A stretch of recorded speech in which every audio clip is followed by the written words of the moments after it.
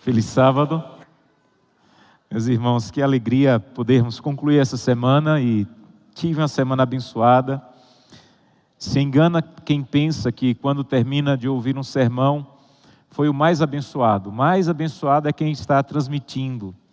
Se eu passo aqui 40 minutos pregando, eu tive que passar algumas horas estudando, orando, pesquisando, e nós somos ricamente abençoados. Eu agradeço muito a Deus, vou levar com muito carinho a Igreja Central de Curitiba no coração.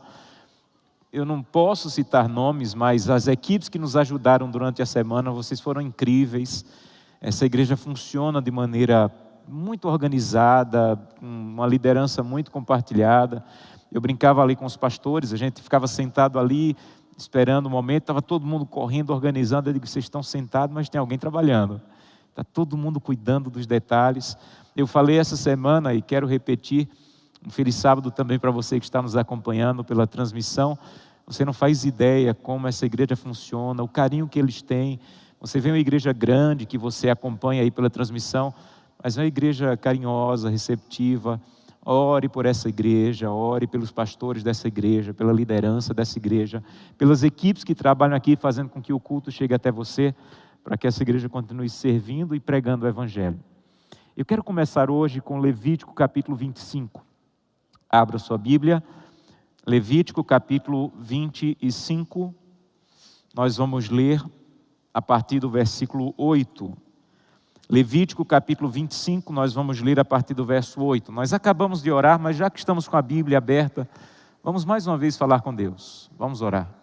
Querido Pai, que privilégio, Senhor, ter tido a oportunidade de, ao longo da semana, transmitir para a igreja e para as pessoas que estão nos acompanhando pela internet, coisas que o Senhor colocou no meu coração, que primeiro falaram comigo e que, se atenderam às minhas necessidades, provavelmente poderiam atender à necessidade de outras pessoas. Muito obrigado por essa semana, pelo que a Tua palavra nos ensinou, pelas decisões que fomos convidados por Ti a tomar. E nesse momento, no último sermão dessa semana de oração, nós pedimos mais uma vez a Tua direção. Se ainda estamos aqui, é porque ainda cabe mais da Tua palavra em nosso coração. Então ajuda-nos, abre os nossos olhos espirituais mais uma vez e nos ajuda a perceber o Espírito Santo andando entre os bancos da igreja, ao lado das pessoas que estão assistindo em casa ou em algum lugar, dizendo, olha, mais uma vez eu tenho uma mensagem para falar a você. Que ao sairmos daqui possamos mais uma vez dizer, eu ouvi a voz de um homem, mas a palavra foi de Deus. É o que te peço em nome de Jesus. Amém. Levítico capítulo 25, a partir do verso 8, diz assim: contarás 7 semanas de anos, 7 vezes 7 anos, de maneira que os dias das 7 semanas de anos te serão 49 anos. Se você já se perdeu aí na matemática, segura aí que a gente já volta para cá. Verso 9: então, no mês 7º, aos 10 do mês, farás passar a trombeta vibrante no dia da expiação. Fareis passar a trombeta por toda a vossa terra. Santificareis o ano 50º e proclamareis liberdade na terra a todos os seus moradores. Ano de jubileu vos será. E tornareis cada um a sua possessão e cada um a sua família. O ano 50º vos será jubileu.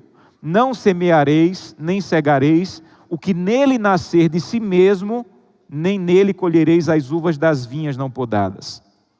Verso 12, porque é jubileu, santo será para vós outros. O produto do campo que nascer por si mesmo, este comereis.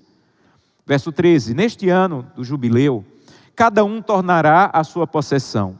E quando você vender alguma coisa ao seu próximo, ou comprar alguma coisa da mão do seu próximo, não oprima o seu irmão. Segundo o número dos anos desde o jubileu, comprarás de teu próximo, e segundo o número dos anos de meses, ele venderá a ti.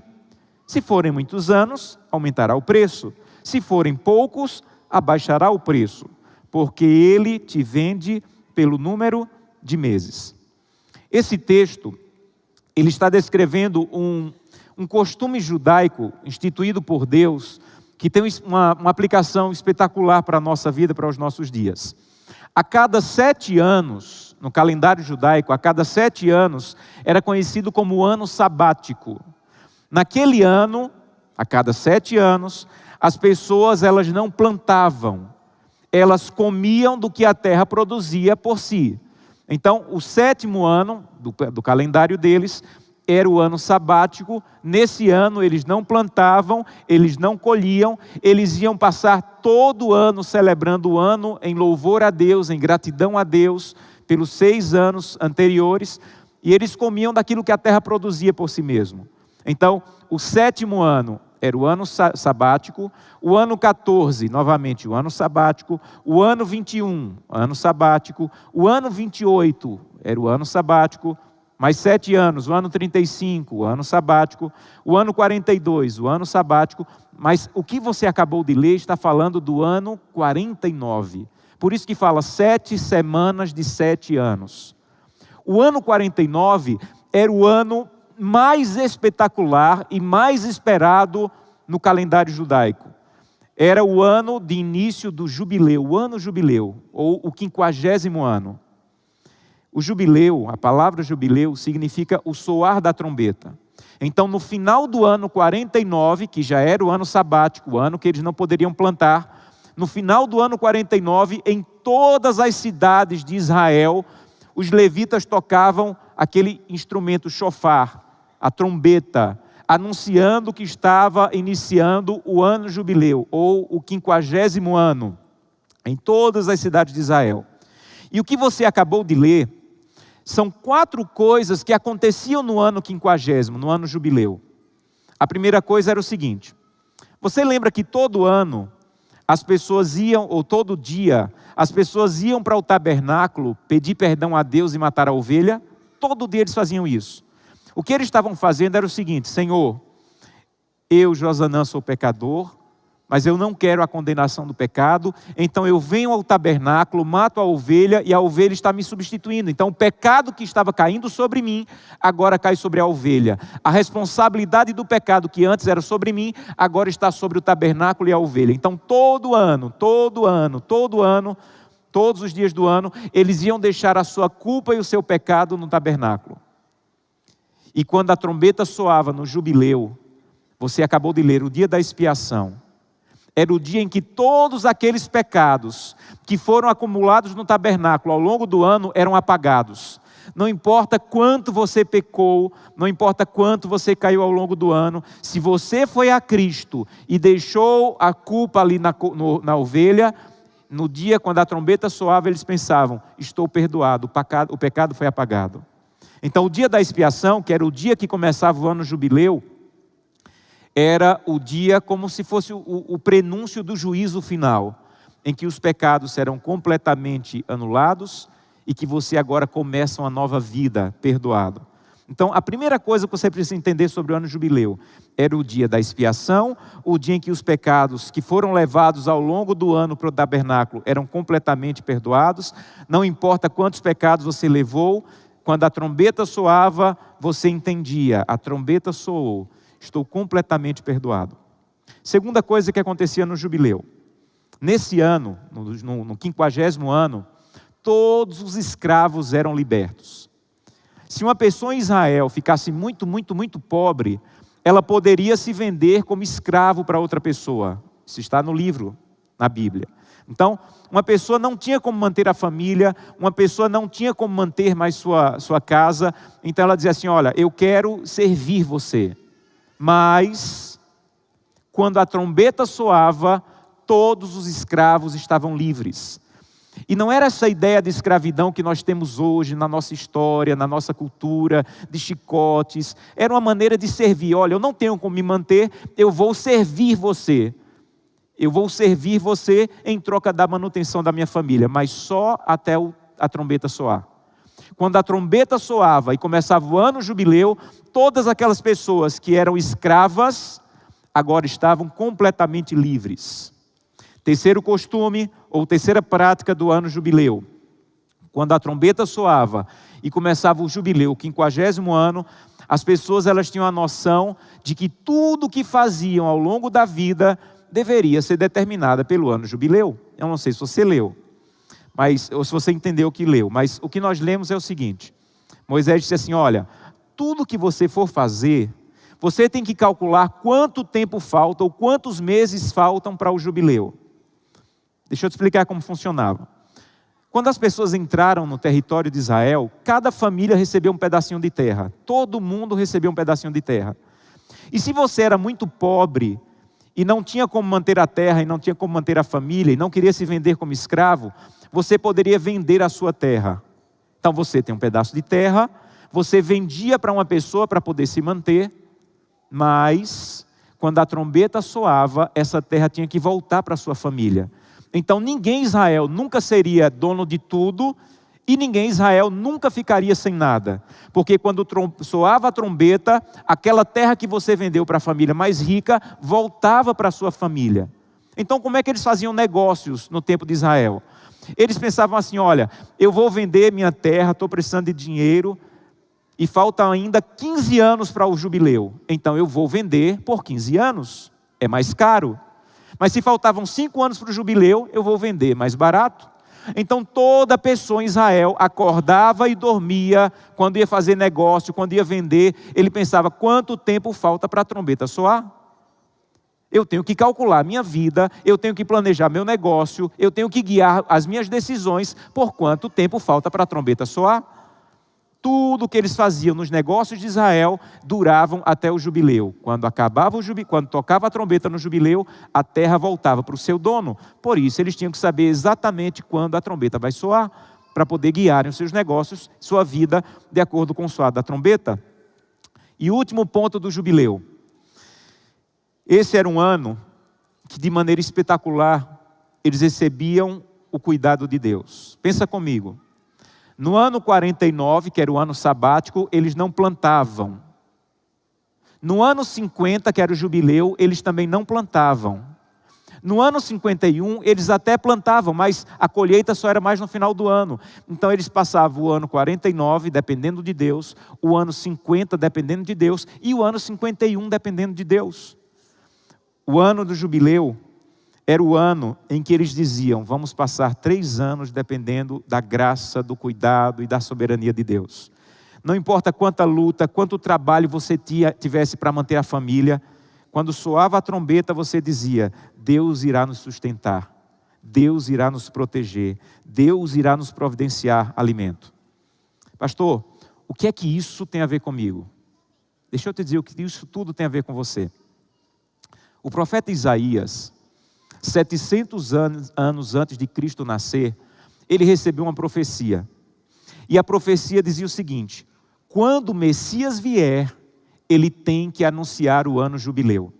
Para você saber se o Messias é verdadeiro ou falso, um dos requisitos era: ele tem que começar o seu ministério anunciando o ano jubileu.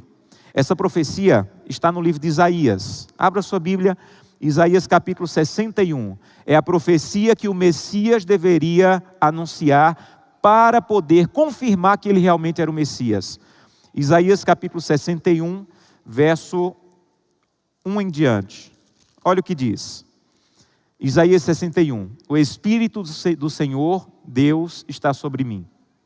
Porque o Senhor me ungiu para pregar boas novas aos quebrantados, enviou-me para curar os quebrantados de coração e proclamar liberdade a todos os escravos e pôr liberdade os algemados.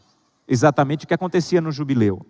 E apregoar o ano do jubileu, em algumas versões dizem, e apregoar o ano aceitável do Senhor, o dia da vingança do nosso Deus, e consolar os que choram, e pôr sobre os que estão em Sião, os que estão em luto, uma coroa em vez de cinza, óleo de alegria em vez de pranto, veste de louvor em vez de espírito angustiado, a fim de que se chamem carvalhos de justiça, plantados pelo Senhor para a sua glória. Isso aqui é uma profecia que o Messias deveria anunciar para provar que ele era o Messias.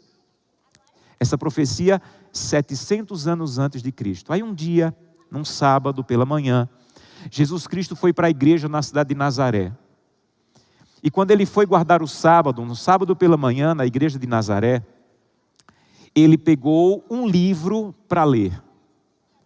Que livro da Bíblia vocês acham que ele pegou? Isaías. A Bíblia não era como a nossa, eram rolos que tinha que enrolar com uma mão e desenrolar com outra. Isaías tem 66 capítulos, e Jesus foi enrolando e desenrolando até que chegar em que capítulo vocês acham que ele chegou? Capítulo 61. Olha o que está escrito em Lucas, esse dia que Jesus foi para Nazaré. Olha o que aconteceu, Lucas capítulo 4. Lucas capítulo 4, verso 16 em diante. Lucas 4:16. Olha o que o texto diz. Indo para Nazaré, onde fora criado, entrou Jesus num sábado na sinagoga, segundo o seu costume, e se levantou para ler.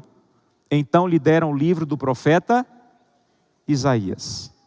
E ele abriu o livro e achou, só acha quem procura. Então Jesus foi procurando até achar o lugar onde estava escrito: o Espírito do Senhor está sobre mim, pelo que me ungiu para evangelizar os pobres, enviou-me para proclamar libertação aos cativos e restauração da vista aos cegos, para pôr em liberdade os oprimidos e apregoar o ano aceitável do Senhor. Tendo fechado o livro, devolveu ao assistente e sentou-se. Todos na sinagoga começaram a fitar os olhos nele. Como é que esse homem é capaz de ler o texto que só o Messias pode ler? Então, verso 21, passou Jesus a dizer-lhes: hoje se cumpriu esta profecia que vocês acabaram de ouvir. Gente, isso era tão forte, mas tão forte, que se você continuar lendo o capítulo, os homens expulsaram Jesus da sinagoga e pegaram pedras para matá-lo.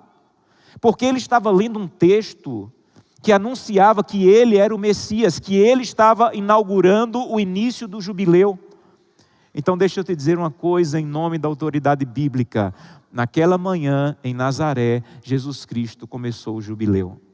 E aquelas práticas do jubileu israelita, elas têm implicações poderosas para a nossa vida.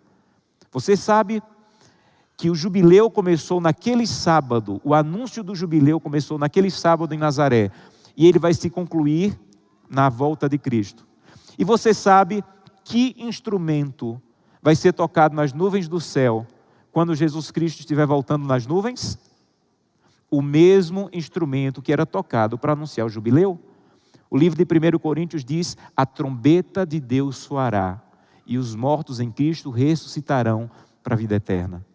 O mesmo instrumento que era tocado para anunciar o jubileu, vai ser tocado para anunciar a conclusão do nosso jubileu.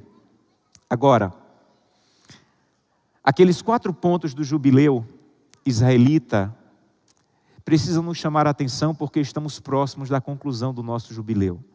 Quando Jesus Cristo leu Isaías 61 em Nazaré, ele estava dizendo: se prepare, o ano jubileu está chegando. E sabe qual é a primeira coisa que você precisa entender sobre isso? É que a conclusão do jubileu é o juízo final.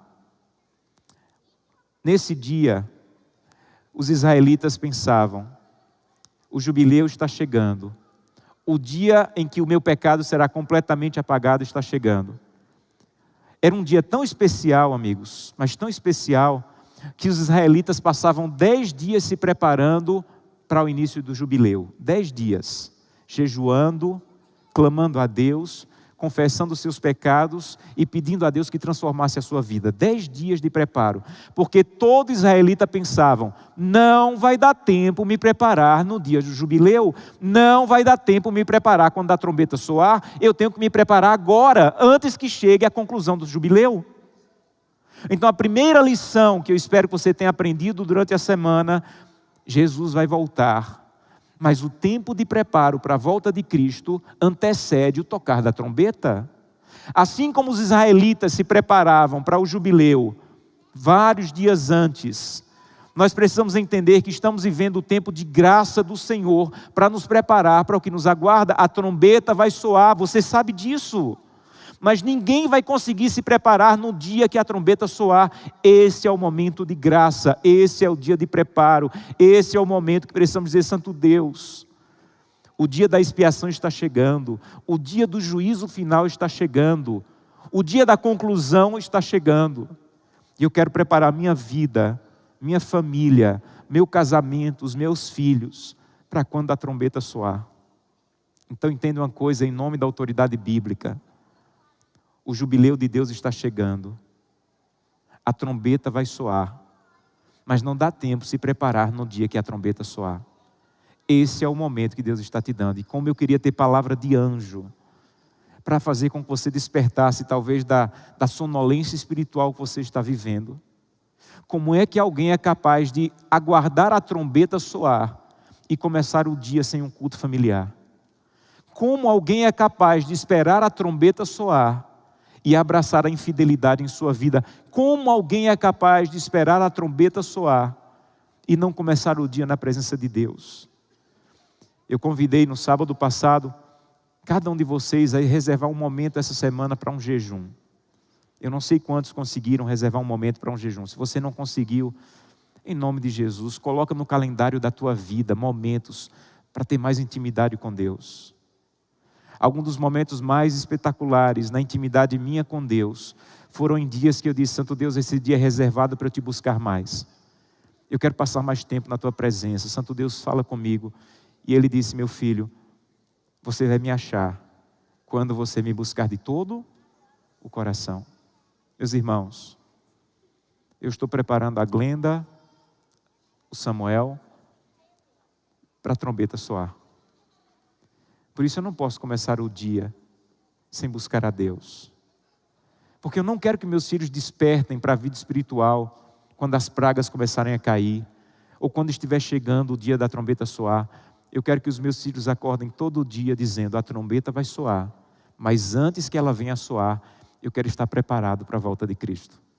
Então a primeira aplicação do ano jubileu é: não dá tempo de se preparar quando a trombeta soar. Esse é o tempo de graça para se preparar para o dia em que a trombeta vai soar. Você está cansado de lutar contra o mal e contra o pecado? Prepare-se, porque quando a trombeta soar, Deus vai colocar um ponto final no mal, no maligno, no pecado e nas suas consequências. Quando a trombeta soar e formos levados até a porta do céu, o livro Grande Conflito diz que Jesus vai ficar em frente à porta e Ele vai dizer o que eu mais desejo ouvir na minha vida. Ele vai ficar em frente à multidão de salvos e vai dizer assim: vosso conflito está terminado, vinde benditos do meu Pai. Mas deixa eu te dizer, nós não nos preparamos para ouvir isso naquele dia. Você tem que se preparar todos os dias para ouvir isso na porta do céu. Sabe qual é a segunda aplicação do ano jubileu que começou lá em Nazaré? Os escravos eram libertos. Todos os escravos eram libertos. E Jesus, por antecipação, estava declarando: eu vou libertar você. Paulo diz no livro de Gálatas, capítulo 5, verso 1, para a liberdade você foi comprado por Jesus Cristo. A liberdade já está disponível. Satanás não tem mais direitos ou autoridade sobre você, aleluia. Satanás não tem mais direito ou autoridade sobre você. Jesus Cristo declarou a tua emancipação do inimigo.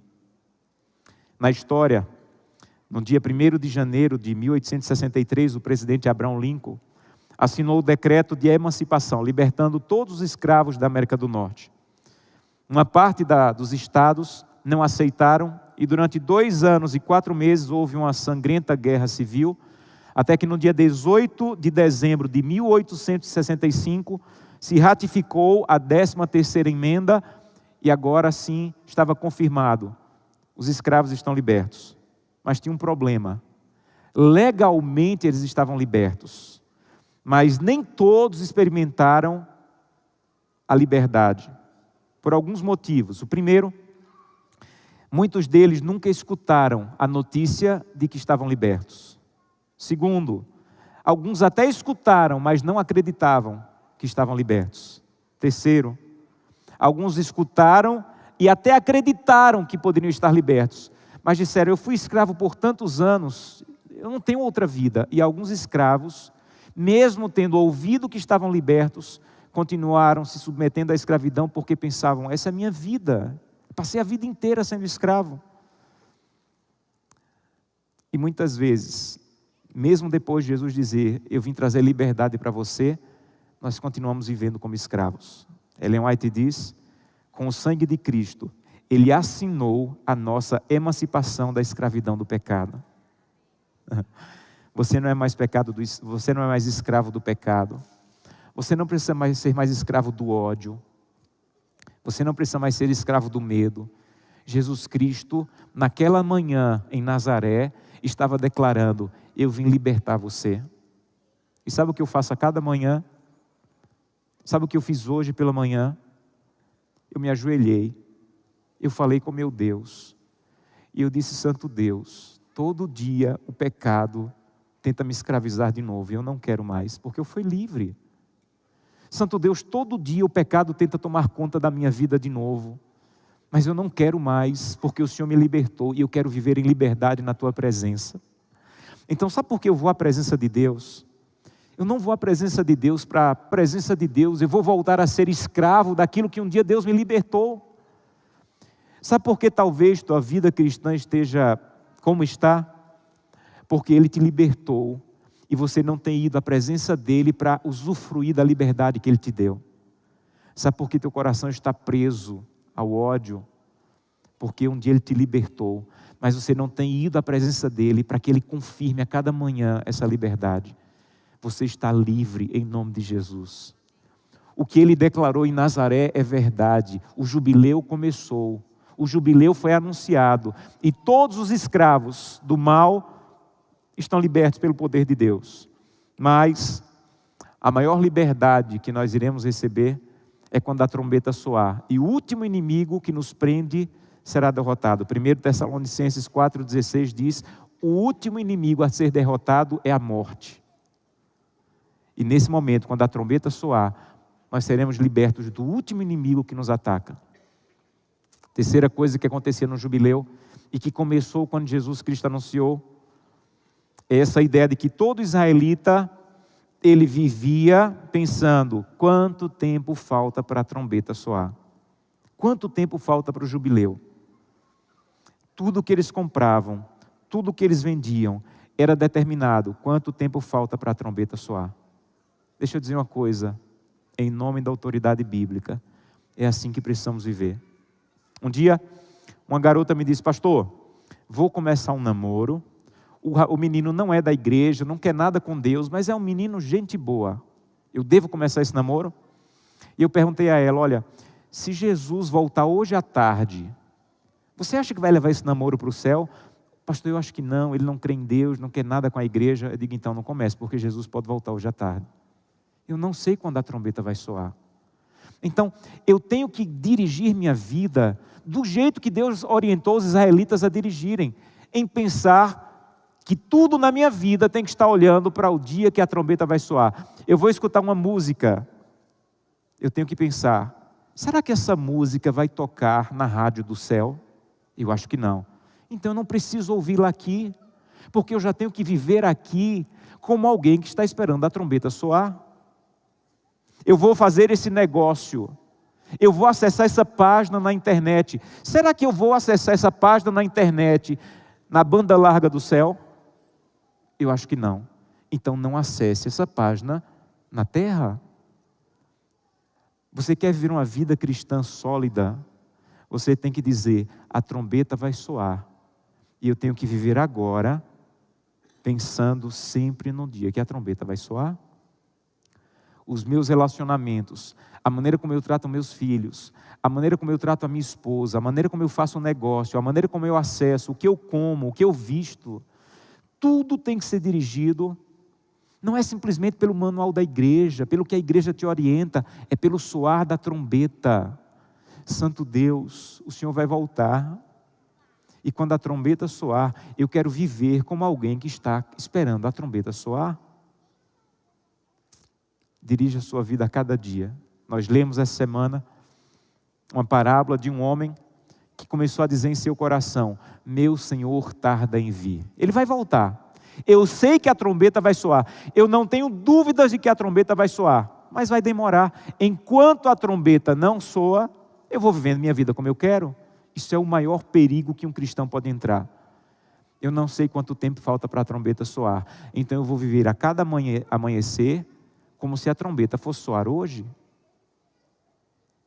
Eu vou tratar minha esposa, eu vou tratar os meus filhos, eu vou comer, eu vou acessar como alguém que está esperando que o céu chegue hoje. Porque ele pode chegar hoje para mim. Quarta coisa que acontecia no jubileu do israelita e que deve nos fazer entender que acontece no nosso jubileu. Eles entendiam, e isso é o que mais me emociona na história do jubileu, é que eles, quando chegasse o jubileu, seriam completamente sustentados por Deus. E assim também será quando chegar o nosso jubileu. Quando a trombeta soar, a Bíblia diz que nós seremos convidados a participar da ceia do Cordeiro, ou do jantar do Cordeiro. Nós vamos participar da ceia do Cordeiro. Sabe em que supermercado você tem que passar para levar alguma comida para a ceia do Cordeiro? Nenhum. Quando nós chegarmos na casa de Deus, nós vamos entender, a graça vai me sustentar por toda a eternidade. Eu sou e serei inteiramente sustentado pela graça. Na casa de Deus, eu serei completamente sustentado pela graça. Quando você chegar no céu, e assim nós começamos essa semana de oração, ninguém vai pensar, eu cheguei aqui porque guardei o sábado. Ninguém vai chegar no céu e pensar, eu cheguei aqui porque devolvi o dízimo. Eu cheguei aqui porque eu mereci, eu entreguei muita cesta básica. Não. Quando você chegar no céu, você vai entender, eu cheguei aqui porque a graça de Deus me alcançou. Eu cheguei aqui porque Ele me sustentou até aqui e vai me manter durante toda a eternidade. Durante toda a eternidade, eu estarei na presença de Deus, na casa de Deus, desfrutando do cuidado de Deus. A trombeta vai soar, meus irmãos. Mais dias, menos dias, a trombeta vai soar. E é o que eu mais desejo no meu coração, o dia em que a trombeta vai soar. E nós precisamos viver a cada dia na expectativa. Um dia eu fui pastor no interior do estado de Pernambuco, e no meu distrito pastoral, eu tinha 22 cidades. E algumas dessas cidades não tinha a presença da igreja, ainda não existia a igreja adventista lá. E um dia, um comportor vendia livros nas casas, ele foi na minha casa e disse assim, pastor, eu descobri que numa cidade aqui vizinha, que nós achamos que não tem nenhum adventista, eu descobri um adventista nessa cidade. Vá lá visitá-lo. Era uma cidade bem pequena, e quando eu cheguei, eu perguntei assim na praça, olha, alguém aqui conhece onde mora o seu Bastos? E as pessoas disseram rapidamente, olha, ele mora ali, uma cidade pequena, todos o conheciam. Eu bati a porta, quando ele atendeu um senhor de quase 90 anos, eu perguntei, o senhor é o seu Bastos? Ele disse, sou. Eu estendi a mão e disse assim, prazer, eu sou pastor da igreja adventista. E ele fez uma festa, me convidou para entrar. Ele havia batizado na capital, havia ido lá para o interior e havia perdido o contato com a igreja. Mas continuava firme, guardando o sábado, sendo fiel a Deus, enviava os dízimos dele para uma igreja vizinha. Ele se mantinha firme buscando a Deus. Eu fiquei impressionado com aquele homem. Ele disse que depois do batismo dele, há 30 anos, eu era o primeiro pastor que o visitava. E eu perguntei, seu Bastos, como é que o senhor consegue ficar firme na fé? Sem pastor lhe visitar, sem semana de oração, sem novo tempo. Como é que o senhor consegue ficar firme na fé? E ele me disse uma coisa que eu nunca vou esquecer na minha vida. Ele disse, pastor, eu não quero lhe magoar, mas já que você perguntou, eu vou responder. O pastor que eu preciso de verdade, todo dia vem na minha casa. O que é que você diz? Deus seja louvado. Sabe o que é que aquele homem estava dizendo? Eu entendi que a trombeta vai soar e que o meu contato diário com Deus é o que vai manter a minha vida espiritual. Se a Igreja Central de Curitiba parasse de transmitir os sermões e fechasse as portas, o que sobraria da tua vida espiritual? Se a Igreja Central de Curitiba dissesse, olha, não temos mais como ter culto nem transmitir culto, o que sobraria do teu contato com Deus? Você lembra que eu falei no início da semana? Tudo que a igreja nos oferece é uma sobremesa espiritual, Uma bonita semana de oração é uma sobremesa espiritual. Um pregador que veio de fora é uma sobremesa espiritual. E tem crente vivendo de sobremesa. Isso aqui é só uma sobremesa. Sabe qual é o banquete de verdade? É só você e Jesus de madrugada, com a Bíblia aberta e o joelho no chão. Ali é banquete. Você pode até ficar vivo comendo sua sobremesa, mas você vai ficar doente. Então eu quero convidá-lo no final da semana a dizer: Santo Deus, obrigado pela sobremesa, mas é só uma sobremesa.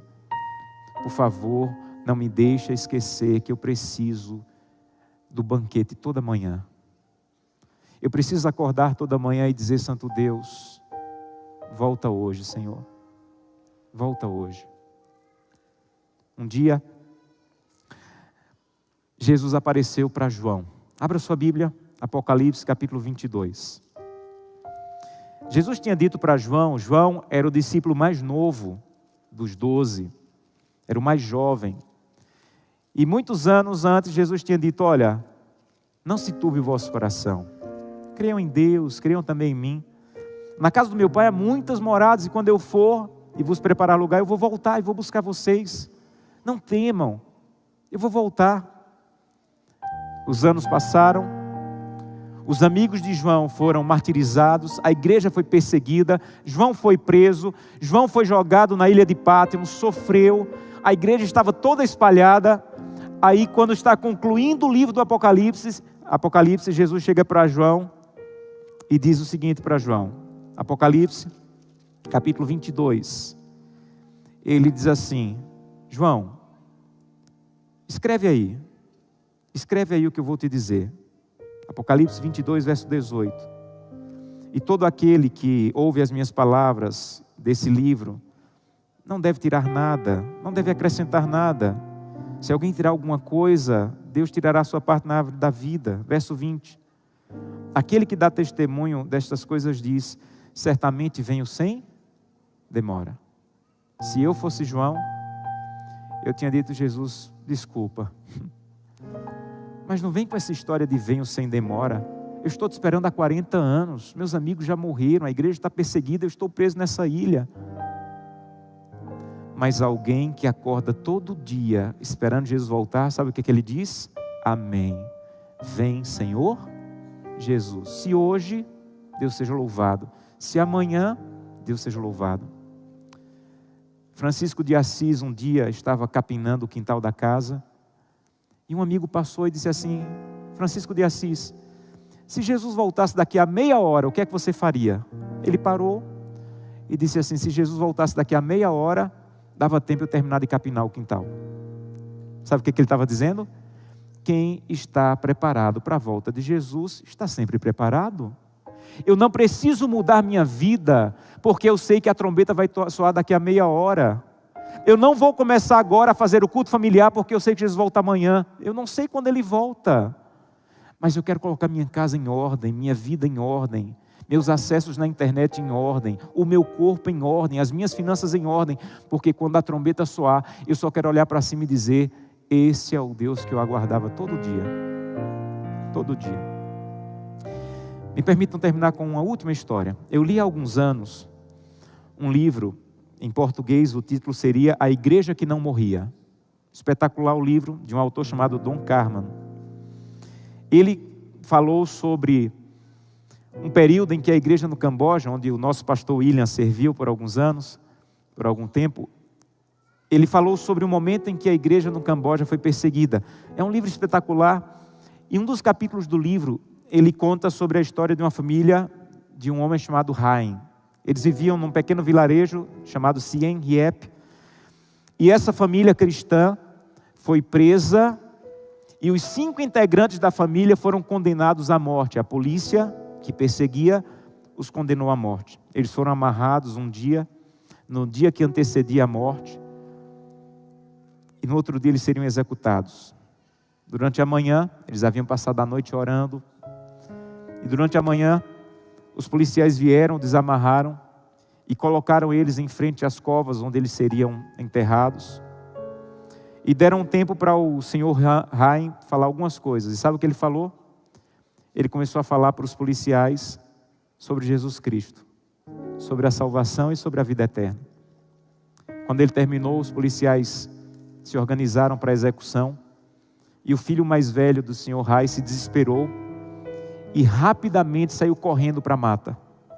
Os policiais fizeram como que iam atrás persegui-lo, e o Sr. Rai se levantou e com autoridade disse: eu vou buscar o meu filho. Os policiais se assustaram com a autoridade dele. Ele foi até a beira da mata e começou a falar bem alto: filho, para que ganhar alguns dias de vida miseráveis fugindo na selva, solitário e perdido? É melhor você se unir à sua família, aceitar que publicamente você não quer abandonar Jesus, até o dia que a trombeta soar, sua família será ressuscitada e estaremos completamente juntos e unidos no céu. Filho, com autoridade ele disse: filho, volte. As árvores, os arbustos começaram a mexer, e lá do meio do arbusto veio chorando o filho do Sr. Rai. Abraçou o pai, se ajoelharam, e naquele dia toda a família perdeu a vida por um único propósito. A coroa da vida eterna valia mais para eles do que a própria vida. Deus não está chamando nenhum de nós até esse momento para entregar a vida pela causa. Ele só está nos convidando a viver ao lado dele, de maneira íntegra, de maneira fiel. Eu queria convidá-lo a dizer: Santo Deus, eu não sei quando a trombeta vai soar, mas quando a trombeta soar eu quero estar de pé, com minha família. Eu quero estar ao teu lado, eu quero estar firme. Alguns judeus tinham o costume de, quando terminava o ano, no dia da expiação, eles diziam um para o outro: até o próximo ano em Jerusalém. Até o próximo ano em Jerusalém. Deveríamos acordar todos os dias dizendo que Jerusalém chegue logo. Nós vamos ouvir uma música nesse momento. E eu queria que você louvasse também, ou ouça com atenção essa música. E ao final eu quero fazer 2 convites muito especiais. Preste atenção na letra, se você quiser louve também. Fala com Deus um pouquinho do que você entendeu da mensagem dessa manhã. E ao final eu quero fazer 2 convites.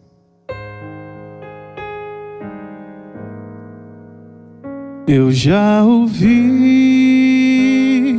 falar de uma terra sem igual, aonde tudo é paz e não há lugar pro mal. Almejo este lar tão puro e sem igual, mas eu não sei o dia em que virá pra mim. Enquanto estou aqui, começo a pensar que deste bom lugar já posso desfrutar. E quando vejo mãos se unindo, multidões cantando hino, vejo anjos celebrando, é o céu que está chegando.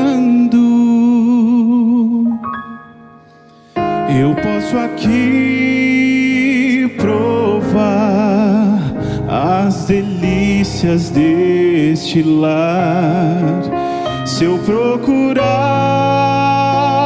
viver como meu Jesus viveu, em meio à luta e dor, eu posso estar em paz, pois meu viver já coloquei nas mãos do Pai.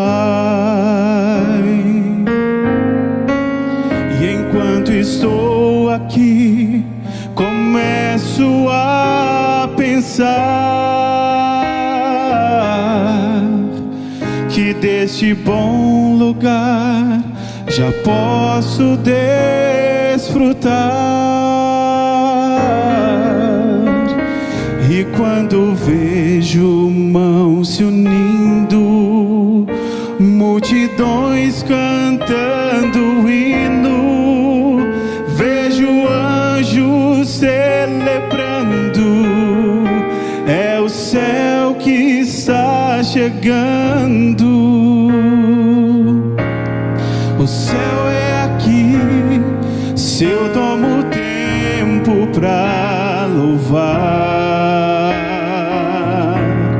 O céu é aqui, se eu me ajoelho para orar.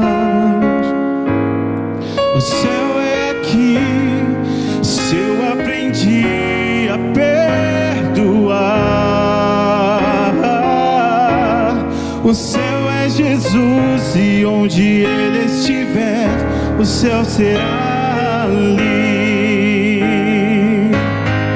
Pois não existe céu sem Jesus, e não existe paz sem Jesus. Sem Ele a riqueza do universo é sem valor. Pra que mar de cristal sem Jesus, e flores que não murcham sem Jesus? Pra que viver pra sempre sem ter a companhia de Jesus? E eu volto a afirmar: o céu é aqui, se aqui Jesus está. O céu é aqui, se eu tomo tempo pra louvar. O céu é aqui, se eu me ajoelho para orar.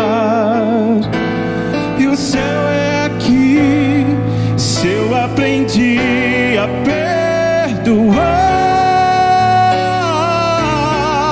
O céu é Jesus, e onde Ele estiver, o céu será ali. O céu é Jesus, e onde Ele estiver,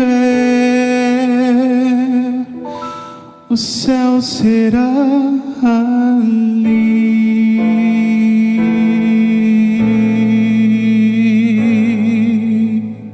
Amém. Amém. Não sei quantos receberam esse papel. Se você recebeu, pega ele agora. Eu disse que ia fazer 2 convites, e o primeiro começa com esse papel. Pega esse papel. Se você não recebeu a saída, você pode receber onde você estiver, aí nas galerias. Pega esse papel. Vocês que estão em casa não têm, mas eu quero ler para você, e eu quero que você tome essas decisões. Essa semana nós conversamos sobre algumas coisas que iríamos fazer durante a semana. Reservar 3 momentos por dia para orar. Orar por alguém e ligar para essa pessoa dizendo que iremos orar por ela. E um dia para jejum. E talvez você não tenha feito nenhuma das 3 coisas. Então você ainda tem uma chance de fazer a última coisa da semana de oração. Você vai pegar esse papel e hoje, no culto de pôr do sol, no encerramento do sábado, com sua família, você vai preencher isso aqui com sua família. Sabe o que é isso aqui? São as decisões que alguém que está se preparando para o dia que a trombeta soar tem que tomar. Você não pode dizer: Santo Deus, eu espero a trombeta soar, mas eu não quero ter hábitos espirituais. Esse cartão fala sobre hábitos espirituais que toda pessoa e toda família deve ter. A primeira coisa, separar o primeiro momento de cada dia para meditar na palavra de Deus. Se é o seu desejo que está nos assistindo agora, mesmo sem o papel, tome essa decisão. Mas isso aqui eu queria que vocês fizessem em casa com a família. Sentem com a família, orem sobre isso. Qual vai ser a hora do nosso culto familiar? qual vai ser a hora da minha devoção pessoal? Segundo, separar um momento a cada dia para estudar a lição de escola sabatina que confirma as nossas crenças. Terceiro, escolher 2 momentos ao dia para um culto familiar. Que momento nós vamos fazer esse culto familiar, pela manhã e pela noite?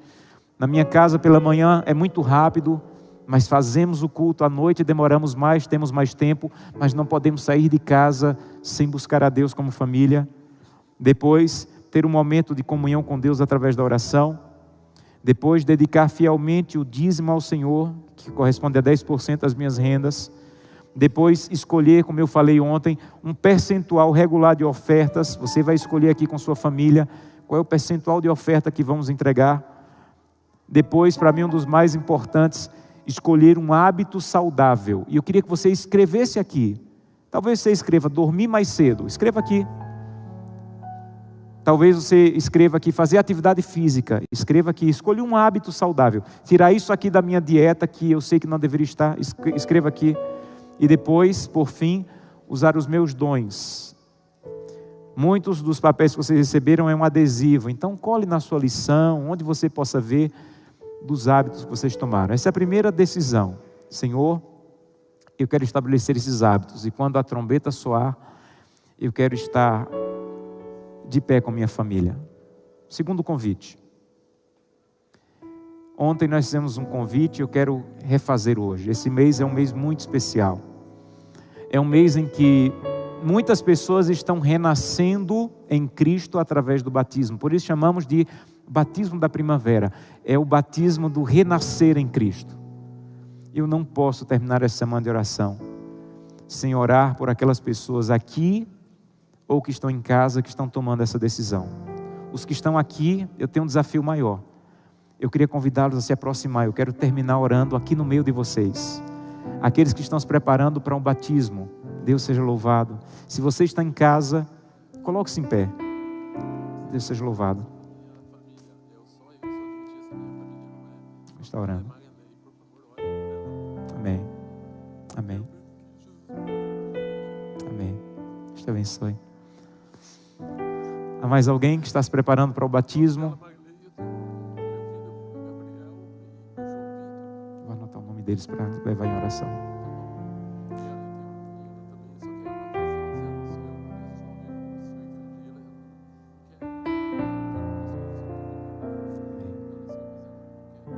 Mais alguém? Se você está aí e puder descer, eu quero orar com vocês. Há mais alguém que está se preparando para entregar a vida através do batismo nesse mês tão especial? Amém. Deus seja louvado. Que bênção ver os pais trazendo os filhos. E a decisão que um dia vocês tomaram, agora os filhos tomando. Deus seja louvado. Deixa eu dizer para vocês aí, ó, juvenis. Eu fui batizado aos 9 anos. Alguém aí tem 9 ou 10 anos? É? Eu fui batizado aos 9 anos. Eu não tinha toda a noção do que eu estava fazendo, mas eu já tinha no meu coração o desejo de ser de Deus. E foi a melhor decisão que eu tomei na minha vida. Parabéns aos pais que estão preparando os filhos para esse momento. Tudo que eu tenho hoje, tudo que eu sou hoje, é por causa daquela decisão que eu tomei aos 9 anos. Deus seja louvado. Há mais alguém? Queria que você se aproximasse, eu quero orar com você, finalizando esse sermão, essa mensagem. Vem à frente, eu quero orar com você. E aos demais, não esqueça disso aqui. Senta com tua família e estabelece esse compromisso. Vocês que estão em casa, eu queria convidá-los a dizer: Santo Deus, é isso que eu quero, essa é a minha decisão. Eu quero entregar a vida através do batismo. Na tela você está vendo um QR Code, aponte aí e ele vai te orientar sobre como tomar a sua decisão. Vamos orar? Querido Pai, muito obrigado por tua palavra. Muito obrigado porque um dia, num sábado em Nazaré, o Senhor disse: eu vou pôr fim ao pecado. Eu vou libertar vocês. Vocês não precisam ser mais escravos do pecado. Mas, por favor, vivam a cada dia esperando o soar da trombeta. Santo Deus, ajuda-nos a entender o que significa o ano jubileu. Ajuda-nos a entender o que vai acontecer quando a trombeta soar, mas principalmente ajuda-nos a entender que enquanto a trombeta não soar, nós temos tempo de graça para preparar a nossa vida e a nossa família para esse dia. Por favor, abraça cada pessoa que está aqui à frente. Cada pessoa que está tomando a decisão de ser batizado. Que esse mês essa igreja tenha um lindo batismo da primavera, em que muitas vidas irão entregar publicamente através do batismo, dizer: eu pertenço ao Senhor e quero estar preparado até o ano, o dia do jubileu. Mas há muitas pessoas que estão nos acompanhando pela internet, que queriam estar aqui à frente agora, mas estão em casa. Mas onde elas estão, o Espírito Santo está do lado dizendo: eu estou vendo a tua decisão e eu quero um dia no céu encontrá-las e ouvir ela dizendo: pastor, naquele sábado eu tomei minha decisão pelo batismo, entreguei minha vida ao Senhor e hoje eu e minha casa estamos no céu vivendo a eternidade. E a todos nós que já tomamos essa decisão, ajuda-nos a confirmar através desse pequeno papel. É muito, muito simples, mas são hábitos espirituais que vão nos ajudar a ficar firmes até o dia que o Senhor voltar. Abençoa essa igreja, abençoa cada líder, cada pastor, cada membro dessa igreja. Que as famílias dessa igreja sejam protegidas e guardadas por Ti até o Teu retorno. É o que eu te peço em nome de Jesus. Amém. Que Deus te abençoe e te traga paz a cada dia.